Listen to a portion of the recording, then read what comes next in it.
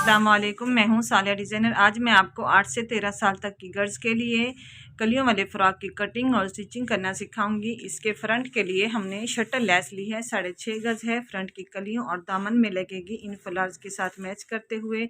और pink colour में हमने टिश्यू लिया है जो बाजू में अटैच करेंगे। ये हमारे पास 2 गज फैब्रिक है, लेकिन आपने 2.5 मीटर फैब्रिक लेना है और ये फ़्रॉक कलियों वाला तैयार करना है। इससे घेर ज़्यादा होगा। हमने इसे 4 फोल्ड कर लिया है।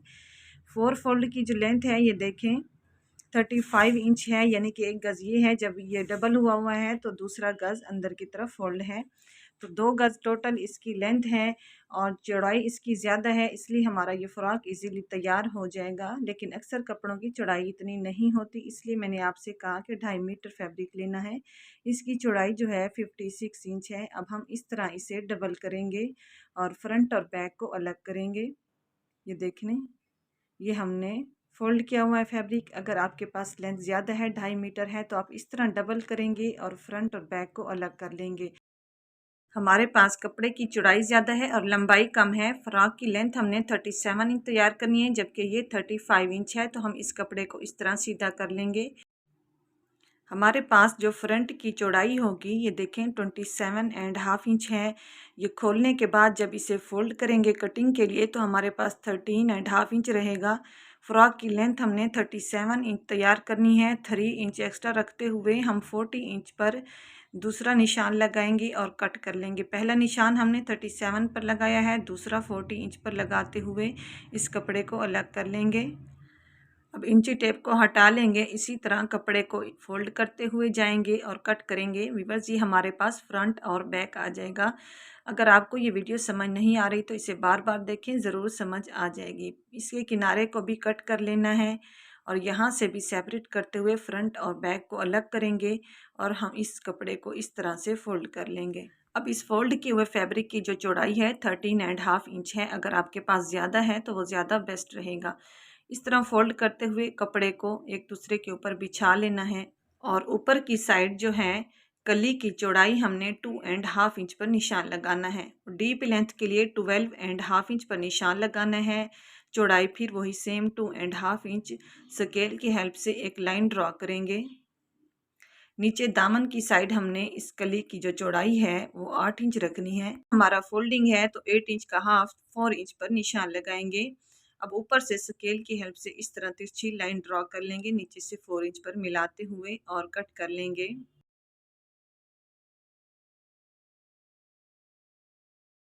विवश नीचे की कली की चौड़ाई ज़्यादा है तो हम क्या करेंगे, नीचे वाले पार्ट को उठाएंगे और ऊपर की तरफ रखेंगे। ये देखें, ऊपर की चौड़ाई ज़्यादा है, नीचे की कम है।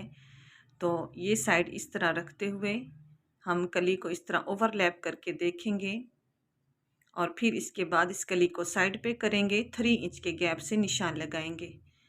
डीप लेंथ वही 12.5 इंच। ये 8 से 13 साल तक की गर्ल्स के लिए डीप लेंथ कली की यही होगी और चौड़ाई भी सेम रहेगी 3 इंच।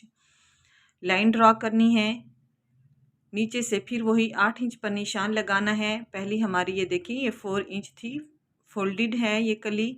जब इसे खोलेंगे तो ये 8 इंच होगी।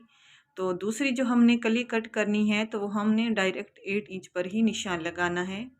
आपके पास अगर कपड़े की चौड़ाई ज़्यादा है तो आप 9 इंच पर भी निशान लगा सकते हैं।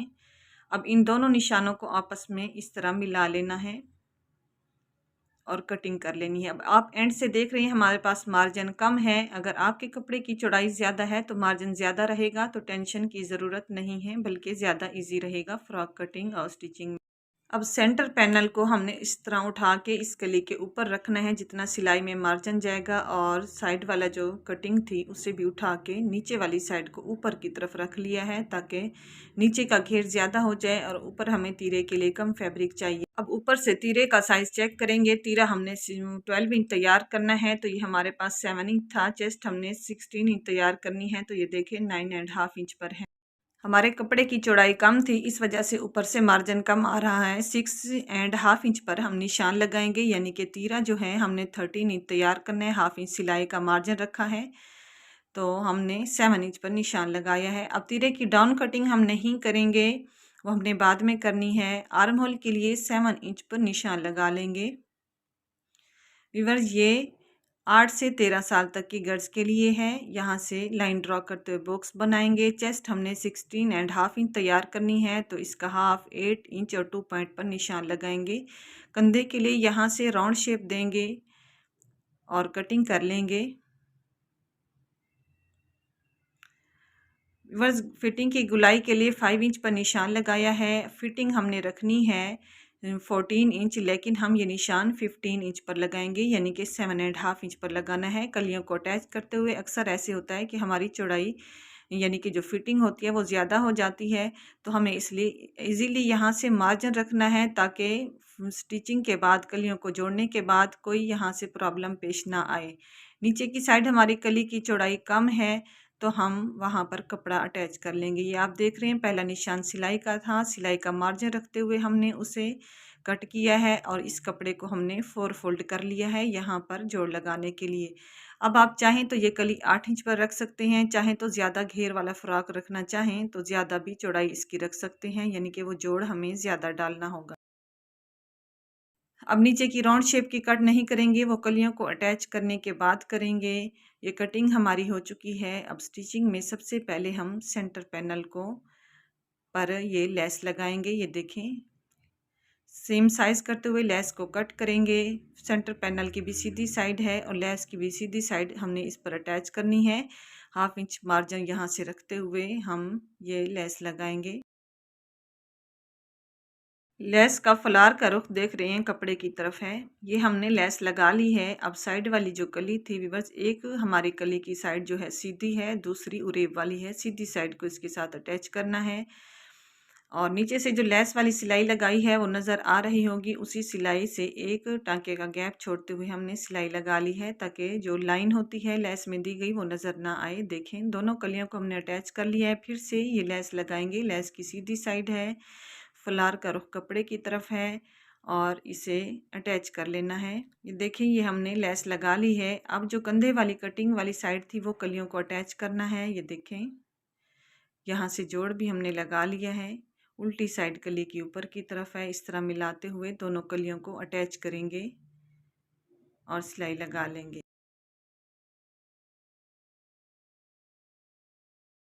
पार्ट की कलियों को भी हमने अटैच कर लिया है।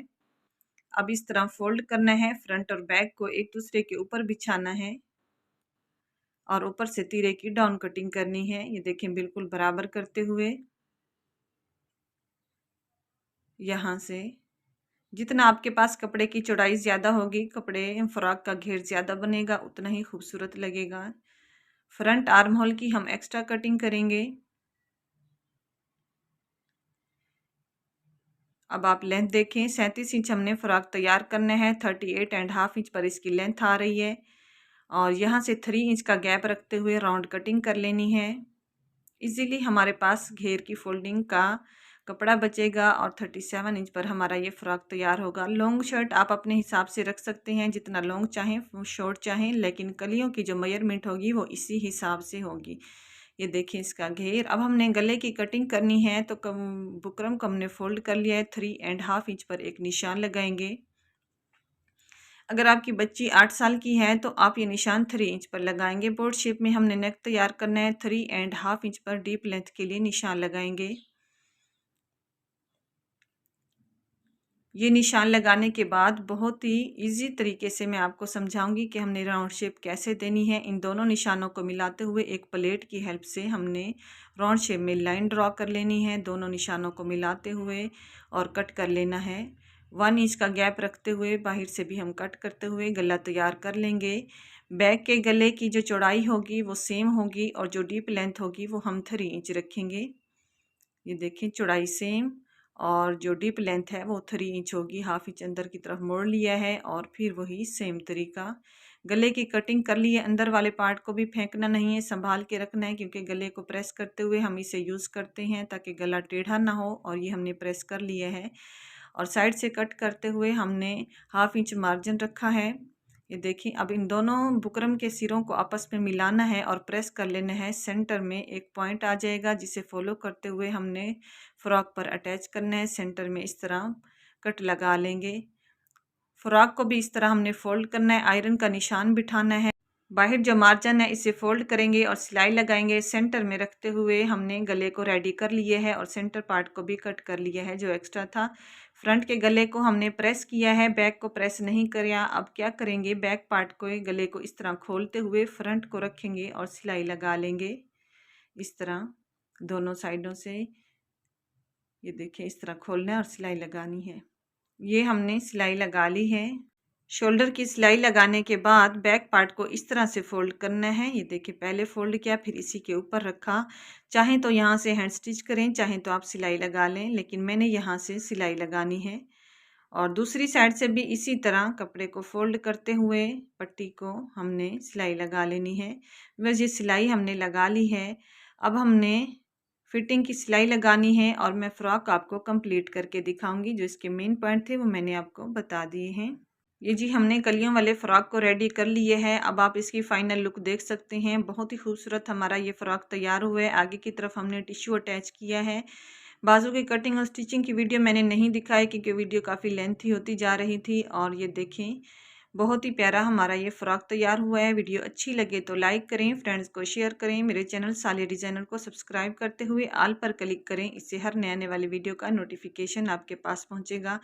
अब तक के लिए इतना ही। नई वीडियो तक के लिए अल्लाह हाफिज़।